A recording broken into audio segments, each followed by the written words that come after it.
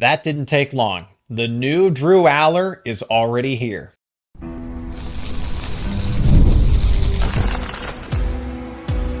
You are Locked On Nittany Lions, your daily podcast on the Penn State Nittany Lions. Part of the Locked On Podcast Network, your team every day. Let's go more in depth with Penn State's offense after that game against West Virginia. The new look Drew Allar, Andy Kotelnicki's system is well in place. However, there still are some remaining concerns. This is Locked On Nittany Lions. I'm your host, Zach Seyko, and thanks so much for making us your first listen and watch. Every single day, we are free and available wherever you get your podcasts, including YouTube. And today's episode is brought to you by Ultimate College Football HC. It's a brand new mobile game that is completely free, has no ads, and is 100% playable offline. Use the promo code LOCKEDONCFB, all caps, inside the game store to receive a free boost to your program. Begin your coaching legacy today. I'd appreciate it if you left a like on this episode, but more importantly, be a part of the discussion, your thoughts on Penn State's offense after that game against West Virginia. So let's start with Drew Allar, go to Andy Kotelnicki, and then the wide receivers, running backs, offensive line, tight ends to finish up the show. Drew Allar, the new Drew Allar is here. It didn't take long, but now you see a more confident, aggressive, had a bit of swagger to him as well. Not the quarterback that, seemed to second guess himself at times, seemed to lack a little bit of confidence a season ago. How much one off season and a coordinator change can make that happen. And it was just great to see that moment later in the game. Like that was the exclamation mark on all of this, when Josiah Trotter, he stiff-armed Josiah Trotter into the turf, and then he let him know about it. That was the biggest thing about Allar, is what was his mental capacity, confidence level going to be going into this season, and it is completely different. The dude was 19, a first-year starter last season, with a coordinator that just didn't play to his strengths properly. That's what it boiled down to. And now you enter Andy Kotelnicki, and you have the new Drew Allar where his skills are maximized within this offense. Let's take a look at that performance. 11 of 17, 216 yards, 3 touchdown passes, 0 sacks taken, and 0 interceptions. 199 of those yards came in the first half. So Allar could have had more if he wanted to. Penn State's passing offense really could have opened it up, but they didn't need to. So the overall box score is okay, but they did all of the damage in the first half. Penn State certainly let off the gas there because they were well out in front. But what was really impressive, and something that we talked about on this show, was Allar's running ability. 6 carries, 44 yards. He averaged more than West Virginia's supposed prolific ground attack, right? With Garrett Green, CJ Donaldson, and Jaheim White. And Allar averaged more yards per carry between the three of them there. The supposed statue quarterback ended up averaging over 7 yards per carry on the ground. The supposed statue quarterback ended up having a better day than West Virginia's ground game. He did exactly what we talked about on this show. He doesn't have the afterburners. He doesn't need to have the afterburners, but you still have to respect him as a running threat. He's tough to bring down at 235 pounds, 6'5", and he can move pretty well for someone who is that stature. West Virginia was chasing him all day within the pocket, and then when he needed 5, 10 yards, West Virginia it seemed like they didn't think to account for him, and he made them pay. That third down where he stiff-armed Josiah Trotter ended up being a conversion to sustain the drive and just completely take West Virginia out of the ballgame. That was it. That was the icing on the cake. That was everything. He ended up converting multiple third downs with his legs and kept plays alive by moving around in the pocket, kept drives alive, most importantly. And the big reason why Allar looks and is performing the way he is, granted one game, this is a reaction to the first game, I understand that, but the biggest reason for Allar's success is not only his personal development, but Andy Kotelnicki himself. You don't make an offensive coordinator change. You don't fire Mike Yurcich in the middle of the season. Begin doing your research, your planning, your plotting, and then you go get your top target. That is Andy Kotelnicki. That's how all of this happened. This wasn't the second, third, fourth, fifth choice. This was their top priority, and they brought him in for a reason. Kotelnicki's offense and play calling was refreshing, to say the least. It was refreshing. Last year's offense, it was described this way, so I'm sure I'm parroting what other people had said in the past, maybe even myself, but this offense felt like it was called and played in a phone booth. There was no movement. Whereas this offense under Kotelnicki uses every single square inch on the football field. Let's start with the most important part of this, the explosive plays. So why Penn State's offense needed a change? Because there were little to no explosive plays from a season ago. Sure, you had some of them pop up, but it almost seemed like by accident at times.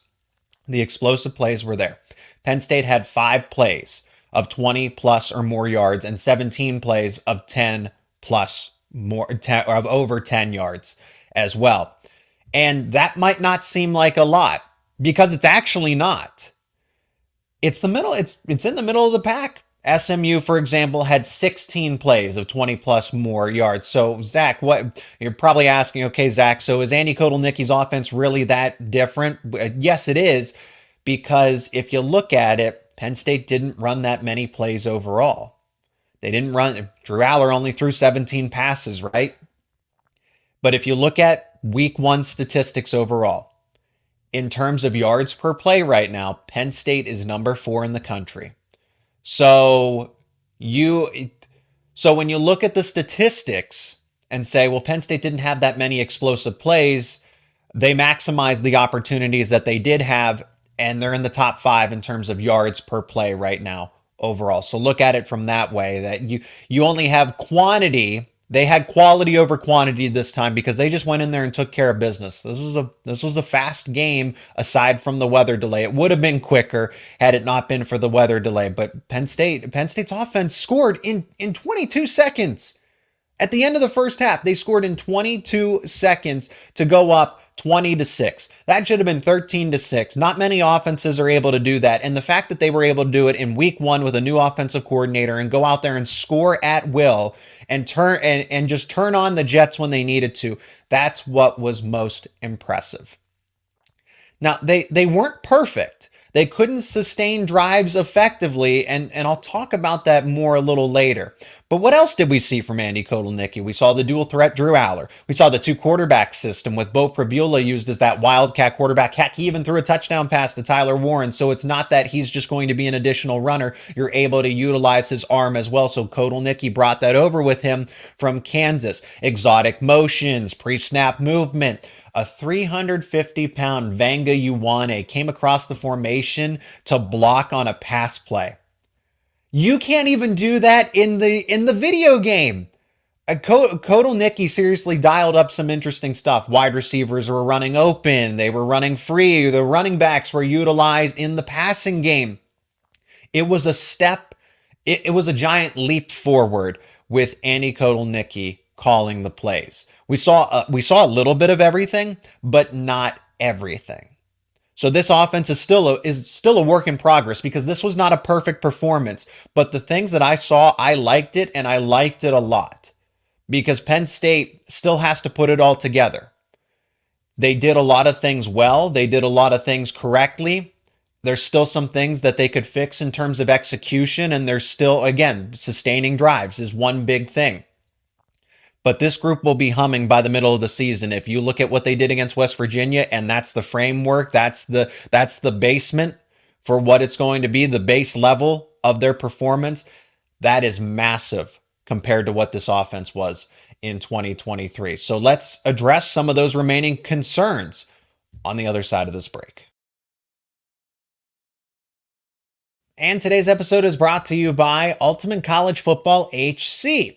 Hey, Locked On Nittany Lion fans, I'm excited to share with you a game that I know you will love, and that's Ultimate College Football HC. You step right into the role of being a head coach, and you lead your team to glory. Imagine coaching the Nittany Lions, from recruiting players to managing training camps, scholarships. Every crucial decision is in your hands, so hopefully you can handle the pressure. What I love most is the ability to actually call offensive plays during the games. That allows you to shape your season and your program's future. Ultimate College Football HC is free. It's ad-free and it's playable offline, perfect for gaming on the go. And as listeners, viewers of Locked On Nittany Lions, you can use my promo code LOCKEDONCFB in the game store for a free boost to get you started. And all you have to do to download the game is go to ultimate-cfb.com, or you can find it in the app stores. That's Ultimate College Football HC. Begin your coaching legacy today. I'll discuss the wide receivers and the running backs, and then in the final segment, we'll talk about the offensive line and the tight ends. For the wide receivers look great. Okay, well, I should say a wide receiver looked great, and that was Trey Wallace. 5 receptions, 117 yards, 2 touchdowns. He was wide open and made some pretty spectacular catches. The end of the first half that scored the touchdown, getting wide open on that first touchdown he scored to open up Penn State's season. Wallace was everywhere. He was very effective and was, to an extent, almost very unguardable. Trey Wallace looked like the number 1 wide receiver that we talked about all offseason as Wallace is the guy. Wallace is going to be the number 1 wide receiver. I still want to see it against better competition, but he showed that he can handle number 1 wide receiver responsibilities right now and for the season moving forward. Amari Evans was the second wide receiver on the box score. 2 catches, 55 yards. He is the key to unlocking this offense to its true potential. He has big, explosive playability. Now, you're able to manufacture that to an extent, but you still need someone that can just take the top off the defense at any time. You have to account for his speed, and that's Amari Evans. Amari Evans is a top 3 player in terms of overall speed on the roster, purely. He is one of the fastest players on this roster, and then is the fastest player on the offense. He had that contested catch, but didn't do much else. He had 2 catches, 55 yards, but that 1 catch alone was 55 yards. If you want to debate if that was offensive pass interference, I see it as a 50-50 contested catch. Amari Evans certainly extended his arm, but you can't tell me that the West Virginia defensive back didn't grab his jersey and tried to pin him. So I don't think that Evans got away with a pass interference. I think that was a 50-50 contested catch, and the referees let them play. Now, here's what does concern me. Outside of that big play to Amari Evans, and what Trey Wallace did on his own accord, there was really not a lot of other production from the wide receivers. Now, granted, Allar only threw 17 passes, but not a single receiver registered a reception outside of Wallace and outside of Evans. That has me concerned, because if Wallace is double teamed, you play a more effective defense. Again, West Virginia doesn't have this elite defense. I think they improved, but clearly so did Penn State's offense. But if Wallace is double teamed, Wallace is effectively schemed out of the game plan, who steps up in that instance? Evans just had the 1 big catch. No receptions for Julian Fleming, Liam Clifford. Caden Saunders is banged up. And if I'm being honest, Penn State doesn't have a lot of options at wide receiver right now that they can trust. That's just it. So if Wallace doesn't have that great game, who steps up for them in the receiving? Now, we'll talk about the tight ends later. You still have Tyler Warren, right? But if we're strictly speaking about the wide receivers, you can't feel great as a wide receiver when you walk away from a game with 0 receptions. A team win is all well and good. So everybody's for the team. That's what James Franklin preaches, and I'm sure that's what the team emphasizes as well. Okay, there's not a lot. I don't see any selfish players on this team. But if you're Fleming, you're Clifford, probably not going to factor Saunders into this very much. And even Evans, outside of the big catch, you have to walk away thinking, my job is to get receptions, get yards, and potentially score touchdowns. And we didn't do any of that. You're just probably not feeling the best walking away from that game. So team victory, of course, is important. You can't win a championship without the team, right? But let's be honest. Again, it's kind of like the same thing with running backs. If you're not getting your yards, you probably don't feel like you're doing the best to contribute to that team victory. I get it. It was a wacky day, the weather delay. It's only week 1. But I do want to reemphasize what I said. At this very moment in time, Penn State only has 5 wide receivers that it can trust.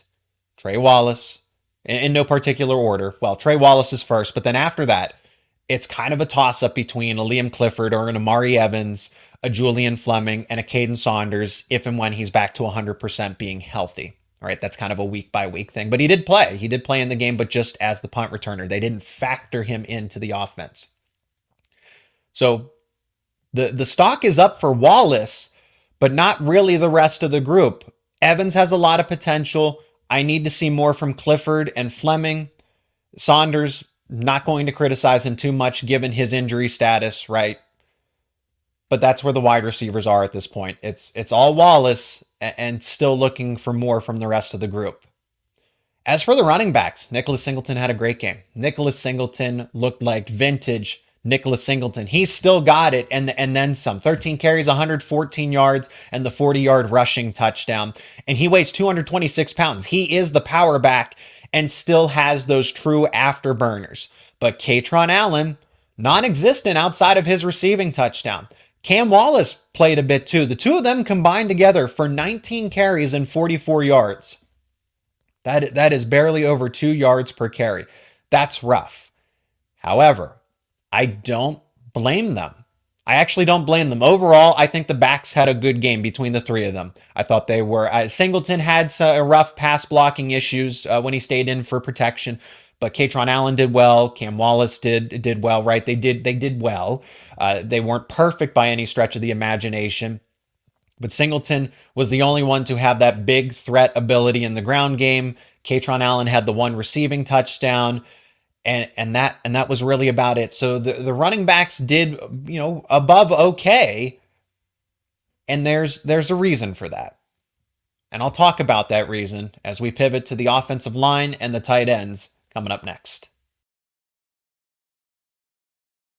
Today's episode is also brought to you by 5 Hour Energy. You want to get in shape, but are you having trouble staying motivated?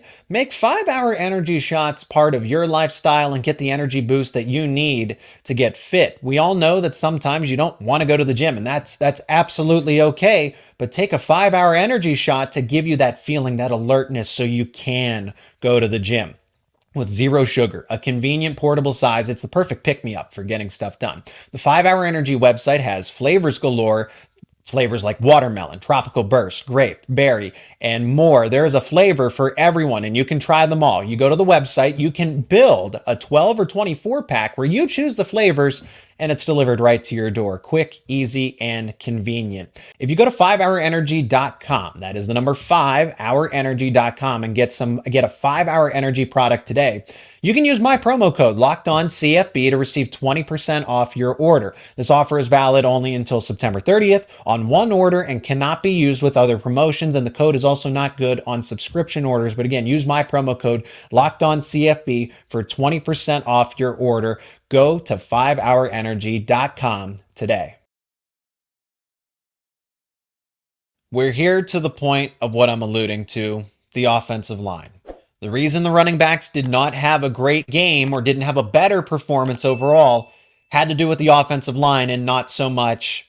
Singleton did his job, but Allen and Wallace, 44 yards between the two of them, that's not impressive, and that had to do with the offensive line. But I will give credit where credit is due. I'm not going to hammer the offensive line here because they performed very well and very well under the circumstances. This is a relatively, almost a completely new starting five aside from Sal Wormley. He's the only consistent here because they were great in terms of pass blocking. I'd go B+, A-. I really thought when they were protecting Drew Allar and setting up pockets for him, they did an exceptional job. Again, 0 sacks allowed. But in perspective, part of that's Drew Allar keeping plays alive. He's actually very shifty within the pocket. At 6'5", don't ask me how he does it, but at 6'5", 235 pounds, he is very good at he's very good at pocket mobility and just shifting around inside of where he wants to throw the football truly and keeping the play alive. Part of that was the offensive line. Again, credit where credit is due. Offensive line did well. They were admirable. Part of that is also West Virginia's defensive line is below average in terms of getting after the quarterback. They're just not that good. All for 2-3 weeks after I pointed out that, hey, West Virginia's defensive line isn't all that good. They're below average, and in terms of the analytics, they're actually bottom 20 in the entire FBS. And West Virginia podcasts, reporters, fans did not like that because they led the Big 12 in team sacks. And it proved once again that West Virginia's defensive line just isn't good. They beat up on inferior competition, and it showed. But back to Penn State's offensive line. Conversation, again, you did your job. You won your pass blocking reps. But when it came to run blocking, and that's backed up by the analytics, Penn State's offensive line, when it came to pass blocking, exceptional, phenomenal. When it came to run blocking, horrific, bad. Average at best for individual cases, well below average for everybody else. And that's why they couldn't sustain drives, give the defense a break as often enough. James Franklin, when he was going into the tunnel for halftime, had said to the sideline reporter, Jenny Taft, hey, we're not sustaining drives. It's great that we're scoring points, but we're almost being too explosive in a sense because they had to adjust since Penn State's offensive line couldn't allow them to sustain those drives. Now, what is the reason? Does this have to do with chemistry? Because this is the first game against live competition. Doing it in practice is one thing, but you have to be able to gel against actual opponents who are trying to win and defeat you as the opposing team. Or is this a talent issue? I think time will tell. Penn State, from what they've expressed, from James Franklin to assistant coaches, that they have 8 or 9 offensive linemen that they feel are really talented and can play at any given time. West Virginia, for what it's worth, did focus on trying to take away the run, and that's why the passing game was so effective. Drew almost threw for 200 yards in the first half because West Virginia, for the second year in a row, dared them to throw the football. They basically said, we think Singleton and Allen are your bread and butter. They're not wrong. But they dared the former 5-star quarterback to throw it, and he made them pay. So part of that is scheme, part of that is game plan. Regardless, Penn State's offensive line was not good. They were below average. They were poor in some individual performances on running plays, but pass blocking was outstanding. And you have to, again, give credit where credit was due. I also just I kind of like the wide receivers. I want to see them do this against better competition. Illinois and UCLA is going to have to be the measuring stick because you're not going to see it against Bowling Green and Kent State before you get to USC. I kind of almost wish there was another caliber opponent. You're getting Big Ten conference teams, but those teams are going to be on the bottom half of the Big Ten as opposed to the top. So we'll see how they adjust. Let's finish up with the tight ends here. Tyler Warren scored a touchdown late. Overall, he had a fine game. But outside of that, tight ends really didn't amount to much. Warren himself had 3 catches for 30 yards. Andrew Rapplier played 24 snaps. Luke Reynolds had 12 snaps. So we did technically see them for a decent amount. I think that's what James Franklin meant as far as on-field availability because they were primarily used as run blockers. No targets and barely ran any routes between the two of them, and Joey Schlaffer also saw 1 snap as well. At the end of the day, Penn State used 4 tight ends. Tyler Warren is that true number 1 tight end. I don't think Penn State has the same game plan or mindset where when you have Brenton Strange and Theo Johnson and Tyler Warren, who are all relatively close to one another, they have clear-cut futures in the NFL. You don't have that this time around. Rapplier still needs to develop. Luke Reynolds still needs to develop. They're just inexperienced. Whereas Warren has been playing at Penn State for quite some time now and is versatile and has been a co-starting tight end for the 3rd season in a row. Whether it was Strange, Johnson, or Warren, he's been a co-starter and been factored into the offense since 2021. In this case, it's not surprising that Rapplier Reynolds did not finish with a reception. They didn't cost Penn State anything on that day, right? They didn't stand in the offense's way, but there was nothing spectacular about the tight ends overall, and Tyler Warren did his job, effective blocking on the outside, and had the touchdown pass from Bo Pribula late in the game.